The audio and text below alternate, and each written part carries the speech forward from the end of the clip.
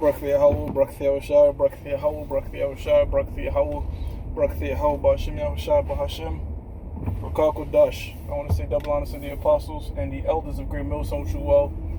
Of course, salutations to the hopeful elect out there, man. You Akim to Zadakim that do this thing in the utmost truth and sincerity. I'm the priest Shaman. This week's topic is going to be entitled, You Blacks and Latinos Are Brothers. So-called blacks or Negro, so-called Latinos and Native Americans, you guys are brothers, man. And the inspiration from the show just comes from, just looking around, man, and doing this Uber, Lyft shit, whatever. You go to certain very luxurious areas. You see these huge mansions. And what you don't see is sometimes you do see it. And actually, I got the process of it being made. And they was building a mega mansion. And guess who was putting this shit together? So-called Mexicans, man. All right? One of the hardest working group of people on the planet Earth, the tribe of Issachar, Yashikar, he is hired. All right? It was prophesied that they'll do that. And you got certain Israelites out there that will teach that the so-called Mexicans, Puerto Ricans, and the different other Latino tribes are another nation. That's so disrespectful, man, because they're here catching hell like we are, that they fit the curses just like we do. And the fact that there's a doctrine out there that every Israelite is going to be of a dark skin complexion is just completely asinine. It's simple, man. You're thinking like a first grader. It's just, basic 101. You could have a dark-skinned grandfather or a light-skinned grandfather. Yahweh Bashim Yahushua looks on the inward of the man, And furthermore, the book of Romans, the 8th chapter, tells us, the 8th chapter and the 16th verse tells us that the Spirit itself bear witness, that we are the children of the Most High. When you go to Revelations, the 9th chapter and the 10th verse, or I believe it's Revelations 9 and 10, Revelations 9 and 19, it tells us that the Spirit of Yahushua is prophecy. All right, and you cannot negate that. All right, the reason you have these gangbanging Bloods versus Crips versus Latin Kings and the tribes going DDP, this, that, the Dominicans, they all want to kill each other. It goes back to that curses, that your eye being evil towards one another.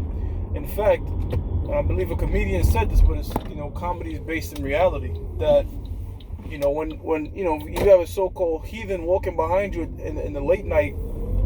Whether it be a so-called Chinese or so-called white man or so-called East Indian, you don't really feel threatened. You don't feel like in danger of your life. But if you have one of your own nation, walking up on you late night, you kind of have your guard up. You kind of have your guard up because Jacob's been put in a situation where they got to do all types of illegal things to survive, and you have stereotypes out there that some stereotypes are true, all right? Because guess what? You have something called a 2/3. So to the book of Zechariah, Zechariah 8:13, 8:9, all right? 2/3 of the nation of Israel are just a wicked and evil seed. Now you have actually sincere Jakes amongst our people, the Negroes, Latinos, and Native Americans. They might not have this true, but they might have character about them and be stand-up people.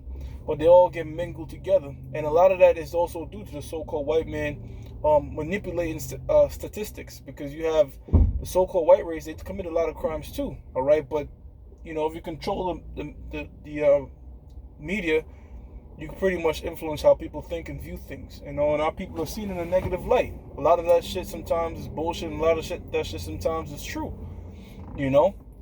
So you have this, right now, a lot of strife between our people, which is kind of dying down. You're kind of seeing a lot of Jakes mingle with one another now. But every now and again, Esau try to stir up that hatred and add gasoline to the fire of that curse, which is our eyes being evil towards one another. Well, I'm putting this show together to let you know that, look, man, the Latinos and Native Americans and the Negroes are all brethren, man. We're all one. All right? We come out the same father, Jacob, Yaquab, we just have our different respective tribes. And, Israel is like a speckled bird, which, that goes into the fact that Speckled bird is unclean, and we, you know, the nation as a whole is becoming unclean, and you know, but we also come in a variety of different shapes and colors, if you will. You know, not every Israelite is gonna look like Shaft, okay? And going back to the topic at hand is you can't deny the curses. The curses is what makes us stand out, man. And every tribe you see on that sign, whether it be the so-called Brazilians, the Panamanians, the Haitians, all right, people of Ecuador and Chile, you know, you're all getting you're all going through the same hell. You all have an evil eye towards each other, you know. Deuteronomy 28 chapter, the curses they cleave onto us and we can't escape them. You don't see the heathens banging on each other. You don't see that, you know. And guess what? A lot of them gang-banging heathens, they have a little swag. Guess what? A lot of them is Israelites anyways, man. The so-called out there in Japan, they have a Mexican culture. They got a whole bunch of so-called Japanese people riding around with low riders and button up two tops of the flannel jacket. That whole Issacharite swag, you know. That's all our people, man. And it's a damn shame that in today's day and time, in today's era, 2020, you still have Israelites teaching that the Native Americans are not Israelites, that the so-called Mexicans, the so-called Puerto Ricans are heathens. That just don't even fucking make any sense, man. All right, they got too much salt and flavor to be of any other nation, man. What do I mean, salt and flavor? They could sing, they could dance, they could cook, you know. There's not a huge line, all right, in terms of, you know, whipping up some food like an Israelite food, man. Israelites cook the best, dance the best, you know. These telltale traits, all right, we got swag. Scripture says that we are the salt of the earth. In the book of Deuteronomy, the 7th chapter and the 6th verse said, look, man, the Most High is going to make us special above all these other people. And we always bigging up the so-called Negroes for dominating basketball and football, which they do. But then who dominates soccer? Right? Isn't it the Northern Kingdom kicking to them other sports too? Mexico, all right, and Argentina, these different other Latin tribe nations, all right. Then you have baseball. That's straight up Simeon, the so-called Dominicans run that shit. Then you got the UFC. Asher done took that over, the so-called Brazilians. All right. So anything that Israel put their hand to, they excel in, man. That's the key trait of an Israelite. Here there's a so-called Chinese are built for gymnastics, and they do all this, that, and the third. Then boom, Simone Biles come in and took the whole shit over, damn near making them 2 tricks. Jake is a form of all things, you know. And these things, and that's crazy, because that shows you that even in hell, Jake is blessed. Even in hell, Jake is a superior nation. And I was thinking about that, man. I was thinking about the fact that, you know, I was drinking some kombucha and shit, and I was like, damn, man, what if I was drinking kombucha and all this shit when I was young, instead of the shit that I was fucking honey buns and top pops and all that shit I grew up on in the ghetto, going to the delis. But then I thought about it, like, look, man, you got Jakes that live off that shit and still become superior physical beings, like physical athletes, man. They ain't had to jog every day like Esau and do all these type of extra shit that Esau got their kids doing, and yet Jake still, you know, it's just a spirit of an Israelite, man. That it goes more beyond just the body. You gotta have that Israelite spirit driving that body, because guess what? You got Israelites that have the appearance of the other nations, and they doing stuff that's super phenomenal, man. You know, even in that movie Get Out, they show you that. Like, look, in the movie Get Out, they was harvesting the bodies of Negroes because they know it's a superior race, but they still needed that spirit. But what they did was they did some type of enchantment to put the spirit in a sunken place, meaning that spirit is still there. That Israelite spirit still got to be there to drive, you know, the vehicle to make it do what it do. You know, they still needed that Israelites. They couldn't just take the bodies. You know what I'm saying? So Esau knows, man. They put these things and they move. Well, that movie was actually Jake wrote that. Was it Jordan Peele? You know. But the fact is, you know, that they have an idea. Okay, they have a concept. The fact that, look, man, that we're all a superior nation, man. And they might flag this video for racism, okay? But look, man, It's just, all right, let's do it like this. When you turn on the NBA, who do you primarily see playing? You know? You have a position in the NFL called a cornerback. A cornerback. Show me one cornerback in the NFL. That's like damn near one of the hardest positions in the leagues to play. Show me one cornerback in the NFL, the National Football League, that's not a so-called black man. Because only Jakes can stop Jakes, man. How did wait a minute, Gad, the so-called Native Americans, they was dominating Esau. But what they had to do, they had to get the recruitment of Judah, the Buffalo Soldiers, because they needed Jake to take down Jake. They try to suppress our history, man. But we've been in all these major wars and all these major conflicts that have been fought. Guess what? You always had Israelites in the armies, man, that was really affecting the battles, man.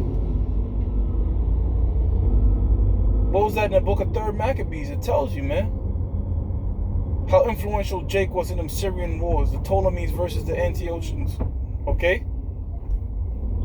How Jake saved Ptolemy's life. That took on the custom of the Greeks. And guess what? Even in today's military, Israelites are leading the charge, man. So no matter what empire you're in, the Negroes, Latinos, and Native Americans has built this shit up, man. But guess what? The Most High is going to unify the house of David. Because at one point, the tribe of Judah on down to the tribe of Ephraim was one united kingdom under King Solomon. But what happened was King Solomon sinned, all right? Because he married, not marrying a different woman, but he went into idolatry. All right, look, man, you get older, you see them young titties flapping in your face, and yeah, baby, yeah, I believe in that, his mind's starting to get weaker, and as a punishment, the Most High rented the kingdom, giving the southern kingdom of Judah, Benjamin, Levi to Solomon's son Rehoboam, and then the remaining 10 tribes went to one of his officers, Jeroboam. Okay? And King Solomon knew what was up. King Solomon wanted to kill Jeroboam. But he had to go away in Egypt for a bit. And when it was the time appointed, he came back and he said, look, we'll follow you, man, but just take the hell off that your father put on us, man. God's working all goddamn so hard. And Rehoboam, taking the counsel of the younger men, guys, he grew up instead of the counsel of the older men, got us into this shit, man. You see the huge cause and effect? If he'd have just listened to the counsel of the older men, we'd have still been one united kingdom. History would have played out completely different. But guess what now? Prophecy. It was prophesied. It was all set up in prophecy that the chain of events would happen. Imagine he took the counsel of the older men. It would have been a completely different course of history. But the Most High didn't want it that way. Because the Most High is the one that ultimately controls the mind of men. Proverbs 16:1. It influenced people's decisions. So that situation had to be done. But the kingdoms were rent. And you had two separate captivities. The Syrian captivity that took away the 10 tribes in 722 BC, which they then became the lost tribes. And then, of course, you had the Babylonian captivity, which was also an Assyrian nation, because the Assyrians ruled from Nineveh in the south and Babylon in the north. They were both Assyrian people. But this, as the Lord told Isaiah, the Assyrians are the rod of my anger. And that's who the Most High used. I'm talking about the ancient world Assyrians. The modern day Assyrians in the spiritual sense is the so-called white man doing the same thing the Assyrians did, and punishing and just being very cruel to the people, primarily the Israelites. But the Most High used that nation as a whipping stick to pretty much put us into subjection, destroy us as a nation. Alright? Which when Yahushua said, the temple is going to be destroyed 3 days, that was also himself 3.5 days. Alright? But that also goes into Israel, man. You're the temple of the Most High. We was destroyed for a period of time. But he said that John the Baptist is going to come back and restore all things. And that's what happened with starting with Abba Bivens, and we've been restoring each other ever since. And a part of the restoration, all right, consists of bending the bow with Ephraim and using Judah as a bow, meaning bringing all the tribes back together, man.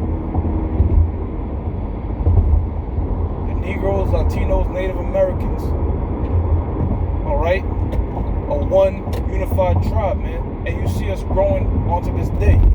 And to the ones that are teaching otherwise, the Most High is not dealing with you, and may the Most High destroy you for perverting the word.